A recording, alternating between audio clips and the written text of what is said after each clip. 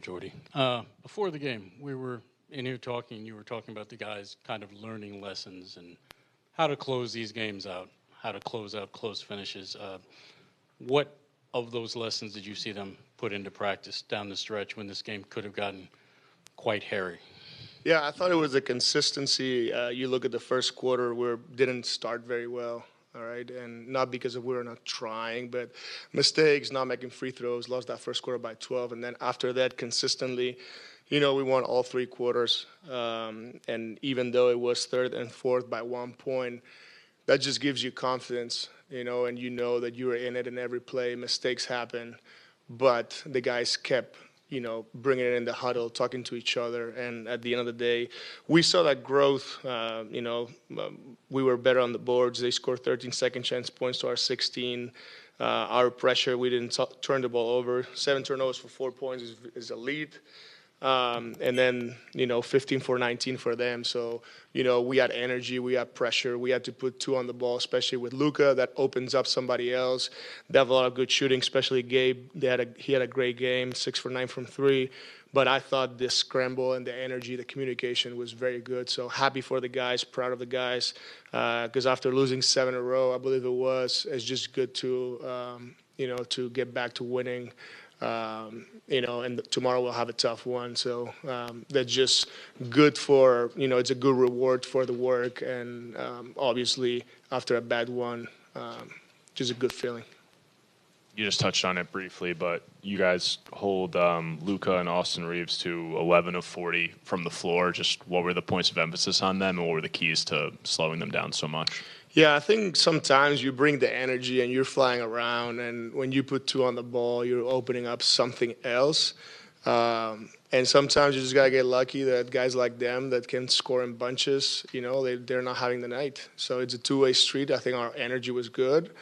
You see right there, if my math is correct, it's 39 shots, which is a lot of shots. And credit to our guys, like Z did a great job and everybody else, Tyrese, Keon. But I think the whole team did a really good job, and, our energy was there, and that's the reason why we came up with a win.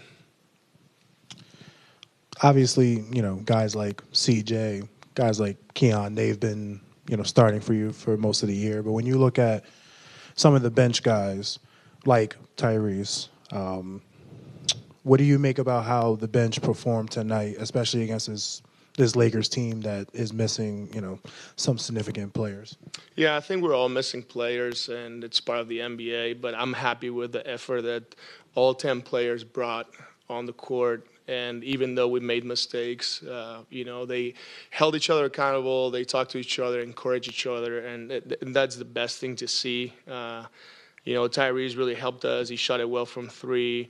Noah off the bench. I thought all the group of the bench was good. They ran with 7 rebounds in 16 minutes, 17 minutes. So, I think everybody brought positive to the game.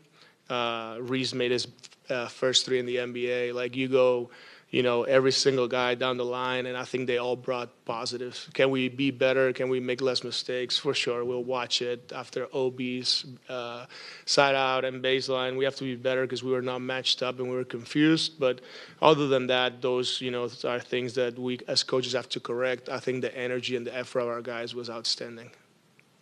Jordi, there in crunch time, you got big plays from just about everyone that was on the court, especially on the offensive end. Zaire with the big rebound, D'Lo with a bucket, Cam with a bucket, and obviously Noah there at the end. How big is that, or I guess how satisfying is it as a coach to kind of see every single guy making a big impact there at the end? Yeah, you said it. It's just great when you don't, just go to the same guy over and over, because I think you're easier to guard. And you see guys making big plays, and at some point it was D'Lo and CJ playing the two-man game, and trying to, move around and get open. Then D'Lo had a big bucket, and then Z with the big offensive rebound. I think his offensive rebound was the key because, we go back to the Charlotte game, and yes, we didn't defensive rebound, but our crashing rules and our ability to crash and get those second chance points, we didn't even put effort into it. And you realize, you go down to games that we've won, how many times in the fourth quarter we've had big offensive rebounds. And that's playoff basketball, you think about it. So we need that growth.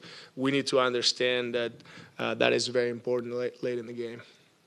You kind of just answered my question, because during pregame I asked you about just what was the message to the team. You said rebounding has to be better, and you mentioned about it's kind of like being a parent and, you know, watching your team and your guys just kind of learn from it. But what does it mean to have a team that listens to you and then they respond like this, especially from the glass and the second chance points? Yeah, I think that, you know, these guys care so much about what we do on a daily basis, and they put the work in. And obviously, you know, I can tell them what I believe, you know, we have to do, but at the end of the day is, you know, like, they don't like when we lose. They put the work in, and today is a different game. Obviously, the message about rebounding is important, and we as coaches are going to try to help them all the time. Like I always say, I don't think we have all the answers, but the intentions so far have been great, and today was, you know, like, it was an example. Our intentions were very, very good. How connected we were. Were we perfect? No, we made a lot of mistakes that we can correct, but that's the path that we want to take, is get 1% better. You know, and a year from now we'll be a different team. Okay, thank you. Thanks.